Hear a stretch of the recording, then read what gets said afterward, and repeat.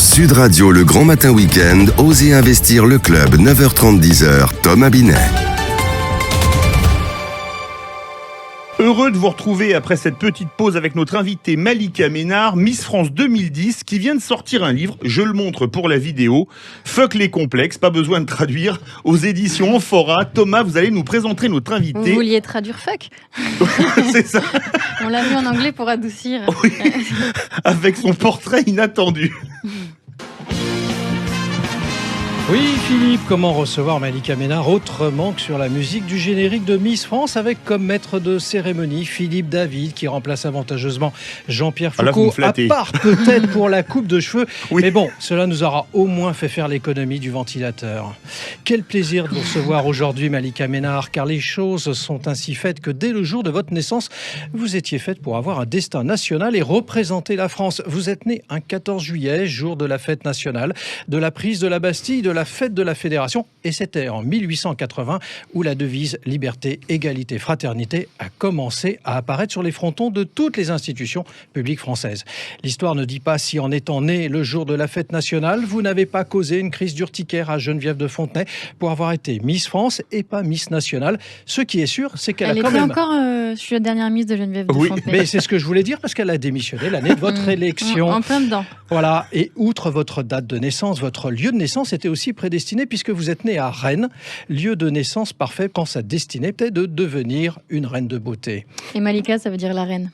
Ah oui, voyez, en plus. Bouclé, Malika.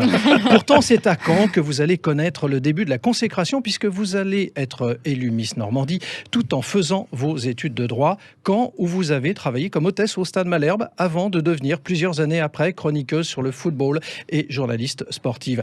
Puis ce fut la consécration avec votre titre de Miss France en 2010 et une reconversion dans le journalisme radio et télévisé, dans les domaines aussi différents que la beauté ou le football, comme je viens de l'évoquer.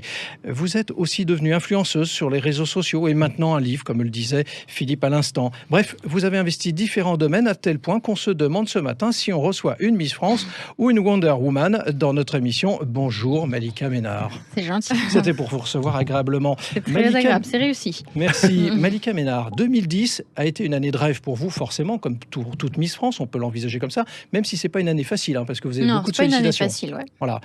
Comment se passent les années d'après ? En fait, ça marque une coupure. C'est comme un calendrier divisé dans les repères chronologiques de ma tête. C'est un avant et un après Miss France.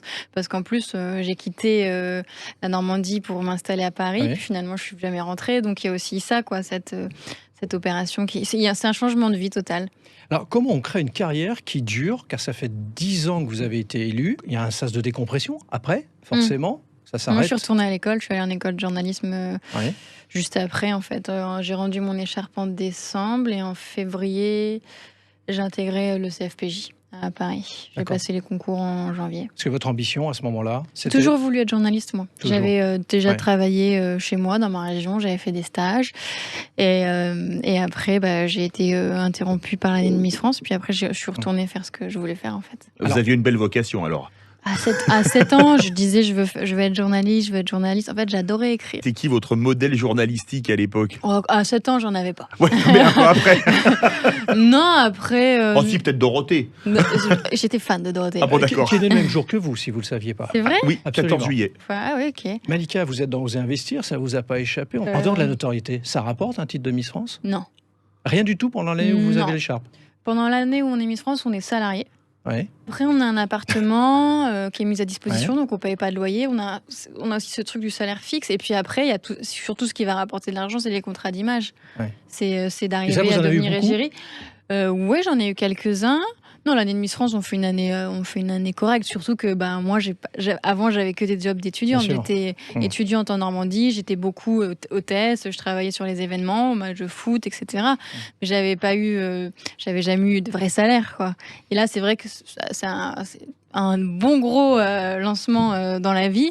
Mais après, derrière, c'est pas C'est ce que je dis, même parfois, mes proches commencent à comprendre, mais ils se disent qu'on a quand même pas mal d'avantages. C'est vrai qu'on est invité à des spectacles, etc. Même maintenant, avec les réseaux sociaux, tu as beaucoup de dotations, de fringues. Il y a plein de choses qu'on paye pas. Mais pour autant, ça nous rend pas riches. Alors, Malika, vous êtes influenceuse, puisque vous êtes suivie quand même par quasiment 360 000 abonnés, voire un peu plus sur Instagram. 363 000. Ah, ouais, je voulais, voilà. Ça, on le suit bien. J'ai regardé quand même. C'est pas mal quand même. Et vous croyez que c'est l'avenir en fait? C'est une autre façon de communiquer parce que d'avoir son propre public. Moi, je trouve, pour moi, c'est pas mal parce que moi, quand j'ai été élue Miss France, j'avais que Facebook. Twitter est arrivé l'année d'après et Instagram encore après. Donc j'ai réussi à ramener des gens alors que j'étais plus sous le feu des projecteurs. C'est un modèle économique d'avoir un compte Instagram? Vous pouvez valoriser des choses? Pas forcément. Oui, quand même. Mais par exemple, il y a des Miss France qui sont vraiment influenceuses à plein temps et qui se font des bons mois, des vrais bons mois. Mais excusez-moi, Miss France, on l'est à vie. Oui. Même à 80 ans, je vous souhaite de vivre même plus longtemps, on restera Miss France à vie. Oui, les gens nous renvoient souvent à ça, c'est pas un problème, hein, mais après on fait autre chose. Mais c'est vrai que je vois bien avec Élodie Gossuin, Sonia Rolland, que ça fait 20 ans maintenant et qu'on leur parle encore de ça, quoi. Oui. Alors, votre vie d'après, dans quelques années, c'est quoi? C'est devenir vraiment journaliste, d'écrire des livres? Je suis déjà vraiment journaliste. Je suis diplômée, j'ai travaillé. Quand je dis vraiment journaliste, c'est d'épouser une carrière, de le faire totalement, parce que vous touchez à un certain nombre de choses. Vous avez fait une vingtaine de médias, hein. J'ai bien relevé. 20 Ouais, non, moi je considère que je le fais vraiment. J'ai été formée au Figaro, je suis restée après même ma formation.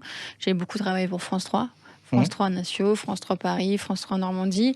Ça, c'est les vrais supports sur lesquels j'ai évolué longuement, et aussi ainsi que Télé Loisirs. Mais non, moi, je me plais en étant free, moi, en fait. Oui, parce qu'en préparant votre interview, je lisais que vous aimez écrire beaucoup.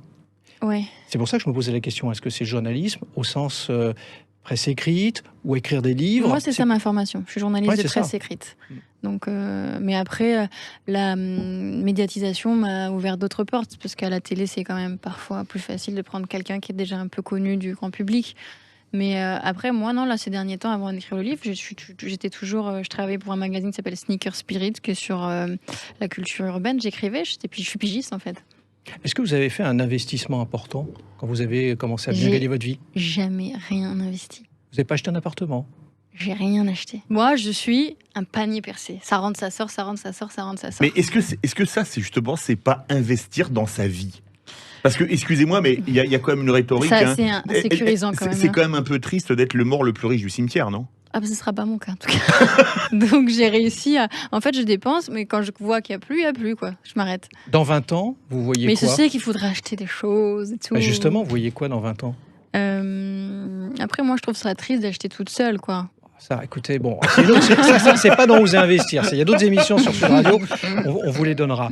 Avez-vous un conseil à donner à une jeune femme qui vous écouterait ce matin et qui voudrait épouser une carrière publique comme la vôtre?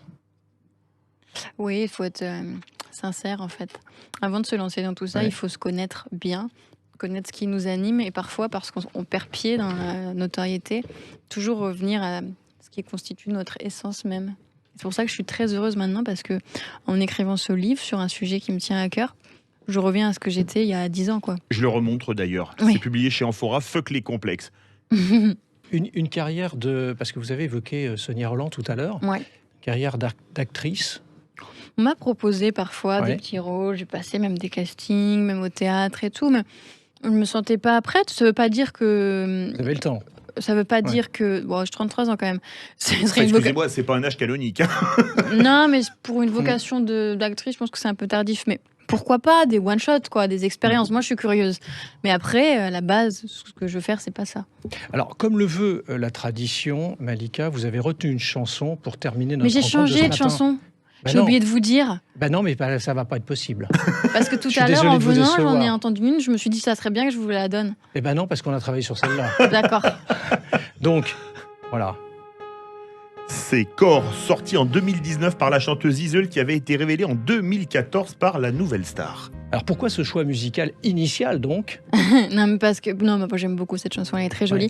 Parce qu'en fait, je l'ai entendue pendant la première phase où on était confinés, au mois de mars, avril, mai, et j'écrivais le livre en même temps, donc sur l'acceptation de soi.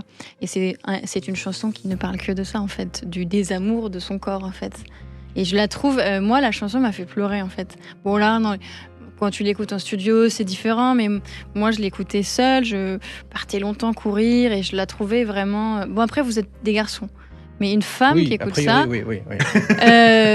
Genre, on a tellement un rapport compliqué avec... c'est difficile de s'aimer que cette chanson, elle m'a fait... Enfin, je la trouve et c'est pas le parcours de la chanteuse qui vous a touché? Pour préciser, elle a connu des déboires en 2015 avec un album qui a été vendu seulement à 5000 exemplaires. Alors pour beaucoup c'est pas mal, mais c'est pas suffisant. Et qu'elle s'est retrouvée caissière. Et, après ça? Oui, tout à fait. Qu'elle a cassé son contrat avec Polydor et qu'elle s'est relancée. Elle est repartie de zéro et elle s'est complètement relancée. Parce qu'elle est revenue à l'essentiel. Voilà. C'est ce que je vous disais, c'est revenir à soi. Et c'est une superbe artiste. Après, c'est quelqu'un de sensible et un peu écorché. Moi, j'aime ce genre de profil, mais écoutez, vous m'avez appris des choses et je suis encore plus contente finalement qu'on soit resté sur ce choix-là. Vous voyez, et merci d'être passé du côté d'Oser Investir ce dimanche matin. Le premier choix est donc toujours le bon. C'était le 62e numéro d'Oser Investir. Merci de nous avoir suivis. Oui, et puis vous pouvez retrouver l'intégralité de l'émission sur l'ensemble des systèmes digitaux d'Oser Investir et de Sud Radio. Philippe, à dimanche prochain. Eh bien, si vous le voulez bien. Merci Malika. Merci Malika. Sud Radio, le Grand Matin Week-end, Osez Investir le club, 9h30, 10h, Thomas Binet. Avec Groupe Peloux, l'immobilier et bien plus encore.